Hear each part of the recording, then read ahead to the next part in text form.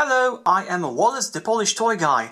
As you can see, this English-only channel is slowly going back into business. I have new description, new banner, and of course, new video, starting with this one. And this is actually a small tradition I had on my Polish channel, which I hope now to bring onto this channel. Unpacking a parcel from a shop from abroad. So whenever I buy something that is not in Poland, for example from United States, from Japan, and you can call it an actual shop, I try to show you the package, so if you have never before experienced this shop yourselves, you can see what it's like, so you can make your own opinion if it's worth buying from there. And today we'll start with Hobbylink Japan, which is, I admit, one of my, shall we say, source shops ever since I bought my first toy there, which was about 3 years ago, the Super Robot Jogoken Daijyujin. Yes, after getting over the septic idea, after seeing that they don't bite, I decided to pretty much buy most of my toys from abroad there.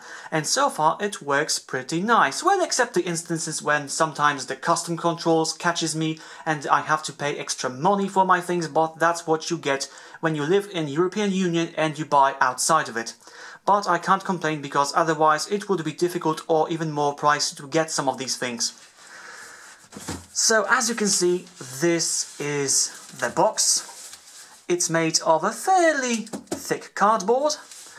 And yes, this was the original sticker from HLJ with my address and things. I decided that's not really important, so we can leave it blank. Nothing will happen, we will lose no special things by doing so. And these boxes are printed for demand of Hobbylink Japan. As you can see, their address, their logo.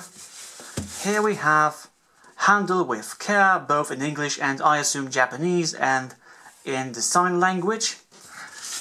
Same over here, nothing here. And actually Hobbylink Japan has multiple types of boxes, not only by terms of delivery but also by the size, which we'll see once we open up this box and we will see the inner flap. But speaking of the delivery, we have small packet, SAL, which is my default way of sending things from Japan because I'm a cheapskate, and since I'm not taking part in the reviewer Cold War, I don't really mind getting my toys later than others. And this is a perfect example because the content of this box was actually bought on the December sale of Hobbylink Japan, which ended 4 days before the New Year. And then I was stacking the content of this in my private warehouse, and finally when HLJ knocked on my door saying, you know, we are going to send your parcel anyway soon, so make up your mind. So 2 days before the end of my private warehouse limit, I sent it out anyway. And now it's here, though maybe I better use the word finally here, because this thing took 4 weeks to cross over from Japan to Poland. It was sent out on 80th February and arrived exactly 1 month later on the 80th March. So a whole month, which is still not the worst possible scenario. One of my friends actually had his parcel from HLJ shipped over 5 weeks, so really long. This is definitely something for people with patience. If you want to get your toys soon, use something more expensive but also much faster. And as you can see, yes, this thick cardboard may be of use because this is the most battered box I ever had from this shop. I don't know what happened and wrote here, but yeah, this looks like this box was slammed into a miniature forklift or something like that.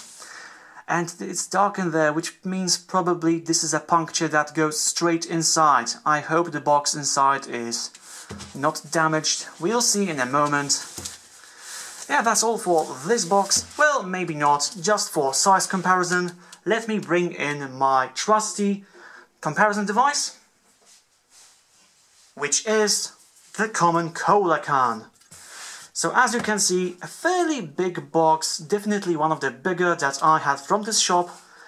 So now we said it all, now we can open the box and see what's inside and how it's packed by the shop. So now we are inside the package, and first thing I want to show you is, like I said, placed here on the inner flap, this D1 designation. Like I said, HLJ has multiple types of boxes depending on their size. I already had A, B, C's, and this is my first D1, so this is probably one of the more moderate size, maybe not the biggest. I'm sure there are more types of bigger boxes, but definitely one of the 2 biggest boxes I ever received from Hobbylink Japan. And inside we have this Ryobot Jehuti. By the way, before we talk about Jehuti himself, because I have to talk about him a bit, let's try to get him out. And as you can see, the box is inside a foil cover, and as you can probably tell, this foil cover is heat shrunk down to secure it in place. So we can see the cardboard base at the bottom of the box. Let's try to get it out, like so. Trust me, this method works all the time. Here we go. Nothing happened. So yeah, this is how HLJ packs all of their toys, at least according to my experience. They stack everything up on such a cardboard base, then put it in heat shrinking foil, shrink it down so it stays in place. And because this base has the same size as the bottom of the box, everything is supposed to stay in one place. And I admit I have never received any boxes of original toys from HLJ that were damaged in any way. They simply stay in one place. But yes, Zone of the Enders, Jehuti, Ryobot from sen-ti-nel. Oh yes. Oh wait, remember what I said about never having any damaged toy boxes from HLJ? Well, it pleases me not to say this is the first one. Remember that huge puncture of the box we saw? That's that thing. We have a smear of the cardboard here, a small indentation in the box. It's really a nitpick, honestly. This is all black, so it won't be really all that visible from afar. And I'm going to concentrate on the toy inside. The box will be probably stacked away in a column of boxes, standing with this side visible, so it's not big of a deal. I am not one of those people who actually try to have graded boxes. Yeah, a box in a good shape is a nice bonus, but not a necessity. So we simply rip it out, like so. Usually there's a hole, bigger or smaller, inside of each of these, which makes it easier to rip our toys out of this security measure, like so. And now we can enjoy the Jehuti box in all of its glory. No, this is not turning into a full-fledged review of this toy. I'll leave that for, well, the review. I just want to show you this for a second because I really am curious about this. This is my first sen-ti-nel toy, which I wouldn't buy if it wasn't on sale. Yes, it costed me around 6,500 yen, which was far more affordable for me than the original price. I thought, dude, this is your only chance to get this toy at a reasonable price. Go for it, buy it, don't regret it later. And honestly, right now, I don't.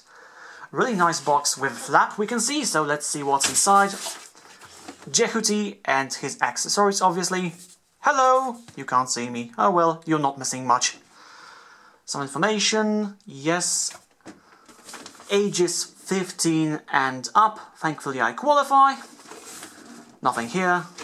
Nothing here. Oh, this is a box of mystery indeed. Zone of the Enders logo, really nice one. And on the back there's something that always slightly bothered me. Well, not the Ryobot Jehuti, but Prototype Works Chemical Attack. At first when I saw this in the internet, I was thinking, oh, what am I getting into? Only then I figured that's probably the nickname of the person who sculpted this. But I wouldn't really like to have this opened up into customs controlled and read, because Chemical Attack, yeah, some people may get bad ideas about this.